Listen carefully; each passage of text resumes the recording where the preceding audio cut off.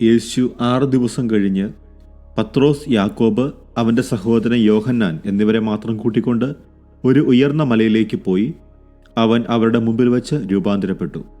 മത്തായി 17:1-2 വാക്യങ്ങൾ.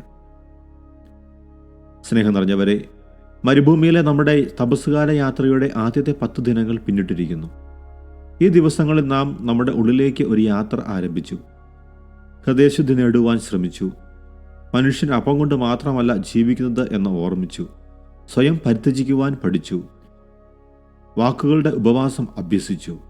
കോപത്തെ നിയന്ത്രിക്കുവാൻ ശ്രമിച്ചു. കണ്ണുകളുടെ വിശുദ്ധിയെക്കുറിച്ച് ചിന്തിച്ചു. ഇവയെല്ലാം നമ്മെ ഒരു കാര്യം പഠിപ്പിക്കുന്നു. മരുഭൂമി നമ്മെ ശൂന്യമാക്കാൻ അല്ല, മറിച്ച് ദൈവത്തിൻ്റെ പ്രകാശം നിറയ്ക്കാനാണ്. ഇന്നത്തെ സുവിശേഷത്തിൽ യേശു തൻ്റെ ശിഷ്യന്മാരെ മലമുകളിൽ കൊണ്ടുപോയപ്പോൾ അവിടുത്തെ രൂപം പ്രകാശിച്ചു.